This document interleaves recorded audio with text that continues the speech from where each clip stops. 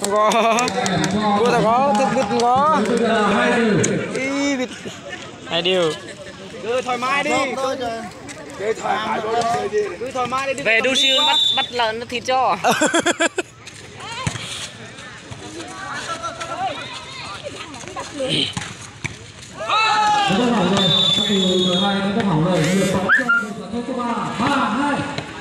ba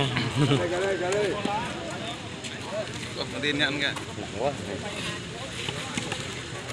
Số tỷ số 23 của đội 3 phát bóng.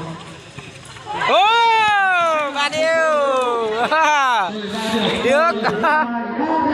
Ô, 3 điều. tâm lý Thế mới được chứ. Điểm ngang này thè thì được á. về đây. Ôi con. Xử lý qua em ơi. Biết đập là xử lý con. Tốt. Ai. Đèn cá đập. Này như phải đập lần này. Giết. Ôi.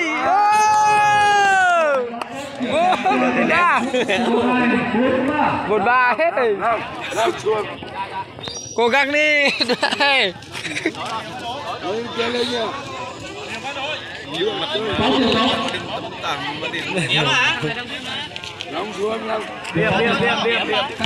Thế mẹ 2018. bắt máy cho đi rồi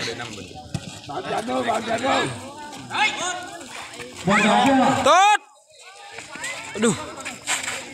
Ôi, 5-3 chưa? Được ai? Tỷ số bây giờ là 5-3. có khi lại án Có khi là ăn đâu rồi. thôi đấy 5-3. Cố gắng đi. Bắt này lên đẹp. Rồi. Lên, tất cả mình nhận ra. rất cố gắng tẩy chú quả rồi. Thật đập tao nên new nữa. Quốc Nam. Rất uy lực của Quốc Nam đã cắt điểm số của đối phương để ra điểm cho đội tuyển số 4-5. 4-5. Thôi 4-5. Cố gắng nhé. Quốc Nam sẽ phải bắt bóng. Quang lên bật là chặt. Quốc Nam là một trong những cầu thủ rất dày dặn. Thôi bút là như đắp này có. Của Ôi tốt. tỉnh Gia Lai. Ui. Bóng to. Đúng rồi kìa. Qua đây ơi. lớn cài được Ôi 5 điều. Bây giờ là cầu thủ siêu lê của đội tuyển Gia Lai đã có hỏng. Điểm bóng cho đội tuyển số 3 5 đều. 5 điều. 2-3 cố đi. Quốc Nam phát bóng. Ôi anh Đường ơi. Một pha bóng nhỏ không thành công của truyền 2 đội tuyển số 2. Anh cho anh tức là lần này. Đội tuyển số 2 sẽ tạm dừng hưởng ý lần thứ nhất ở trong trận đấu thứ nhất. Nước đâu? Nước này 2 đâu rồi? Được. Chơi hả?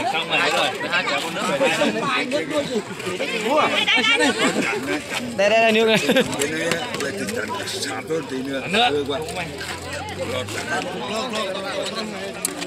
Đi.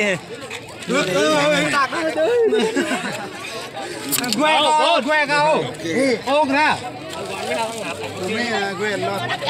Đi hết rồi. Ôi mà cái co tôi.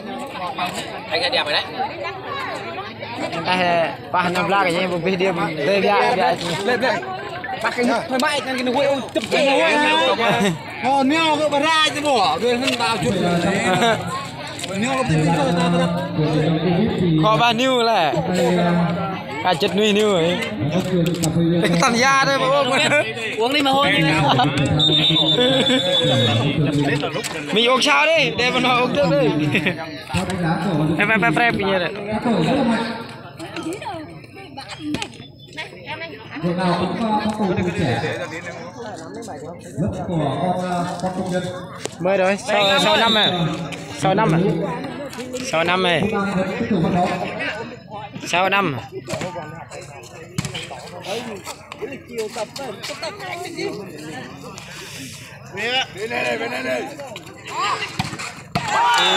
Bảy năm. Đây là đáp thắng của Cũng biết đâu đội tuyển Hoa của bóng tuyết. Điểm bóng cho đội tuyển Hoa 7-5. Cái đây. Cái đây. Bắt phải vô đây.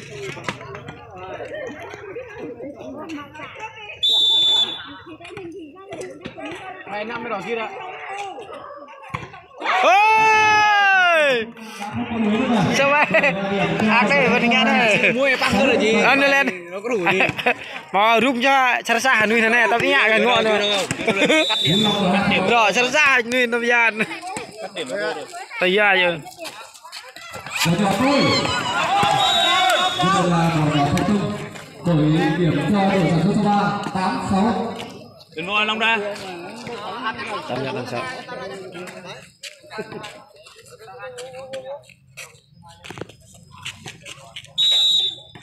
Mình vâng hả chị?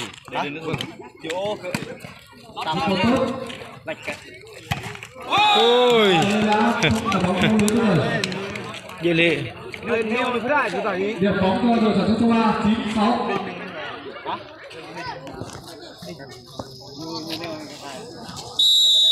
Nêu chắc.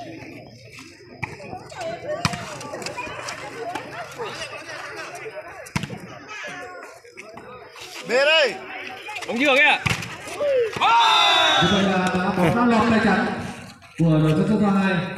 Điểm bóng tiếp theo cho đội sản xuất số 3. Tỷ số bây giờ là 16. Sao mà lên hoài hai đêm rồi.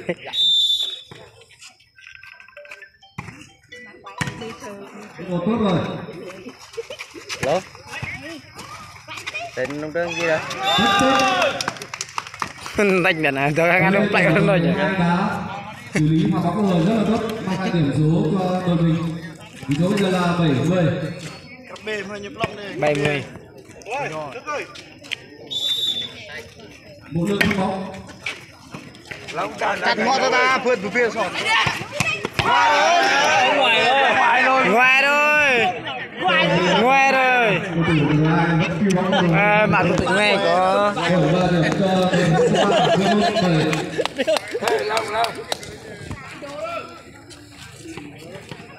Lùi về Thức ơi.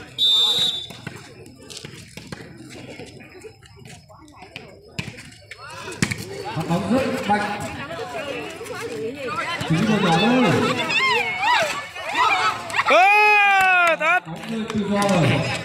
Đội 3 điểm cho đội sản xuất số 2.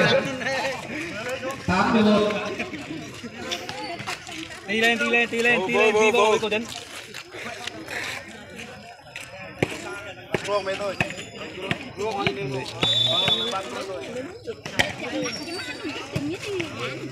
Về ạ. Như vậy là thông minh của đội sản xuất số 3 đã xử lý pha bóng rồi rất là hay.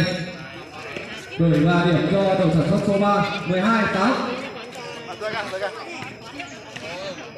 Bóng nghe. Ngoài vô. Tao hẳn đấy. Biết bình thường cái gì? Lúc bên này ba thì tức mình, ba biết bình thường ấy. Như biết luôn ngoài. Luôn vô lưỡi.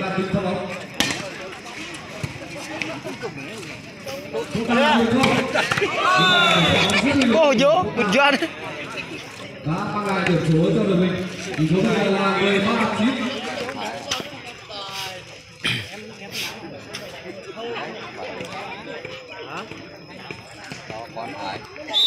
Thông minh pha bóng. Rất là nhẹ nhàng. Hai anh em nhảy. Đâu luôn rồi. Đi làm.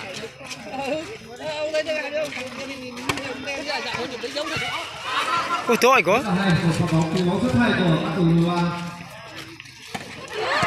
Một pha bóng rất hay của các cầu thủ hai. Ai rồi?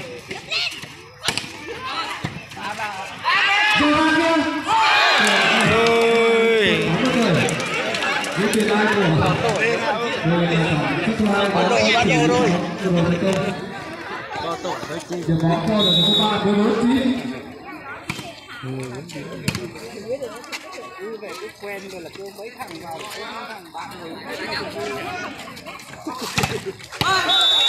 Một quả bóng rất liệt của các cầu thủ mình sản xuất số 3.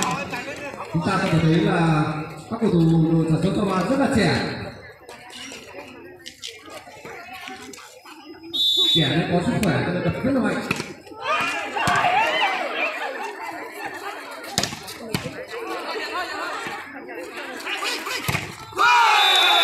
Một pha đánh lọc tay trắng của các cầu thủ đội sản xuất số 2 đã bị lọc tay trắng rồi. Điểm bóng tiếp theo tôi đội sản xuất số 3 16-9.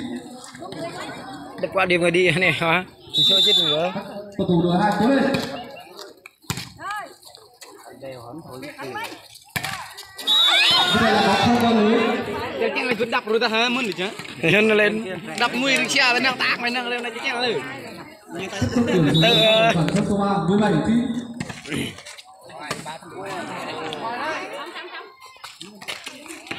Đây là các quả thi đã xử lý bóng người rất hay. Nhưng các cầu thủ đội 3 không kịp từ đây. Vết chỉ đây tôi chơi. Bây giờ ti vết chỉ đây hoa này nè. Vết chỉ hoa này nè. Nhờ lê này nè. Garan hoa. Vết cái ti vết chỉ nè. Vết chân to nhờ bọc nè. Lê được nhiêu nè. Đi xin nhà ngạn hoa này.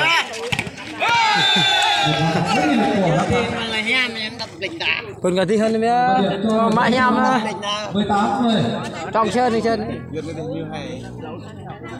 Bắp ra là cái mút làm sân, mút bắp ra là cái mút bắp ra làm lâu, game lâu. Quân đạn của đội 3 phát bóng.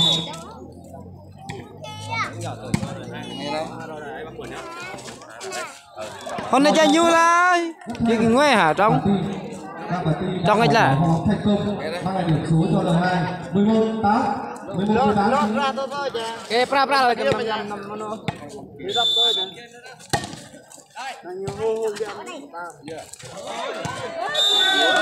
ôi dơ hơn là điềm hơn này.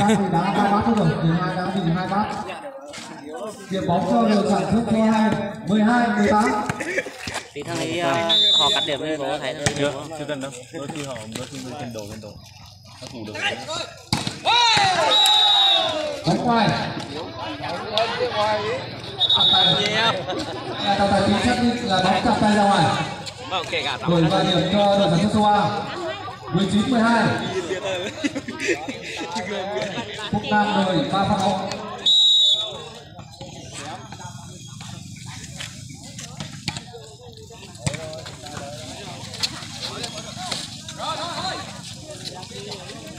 Đi. Rồi ngoài sân rồi. Như vậy là cầu thủ đội mang áo số 00 của đội sản xuất số 3 đã đập bóng ra ngoài. Đổi vào điểm cho đội số 2 13-19.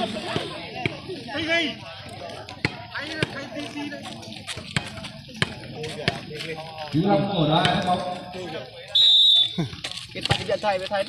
non nhá chẳng cái ôn lên này đồ ta leo họa nó mặt hưng chẳng tin tao rồi ba điều cho đội sản xuất số 3 23. 20.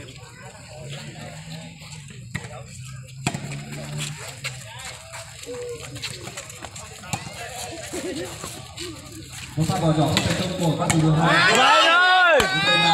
ngoài mạng tôi sát là giúp ta là lặng ý người sát là lương mạng sát là mang sát là người này lương anh sát là không chơi thì tôi chơi rất là hay.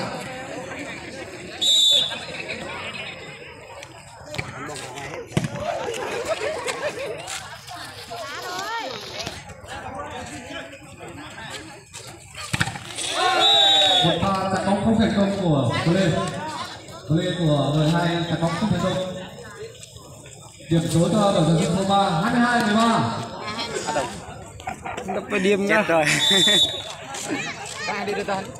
không lẽ đi mừng lùng đó. Như vậy là một pha bóng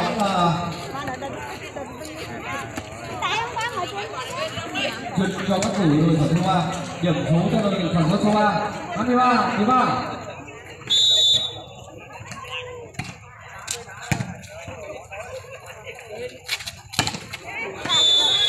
Như vậy là Lê Văn Minh đã đập bóng ra ngoài rồi.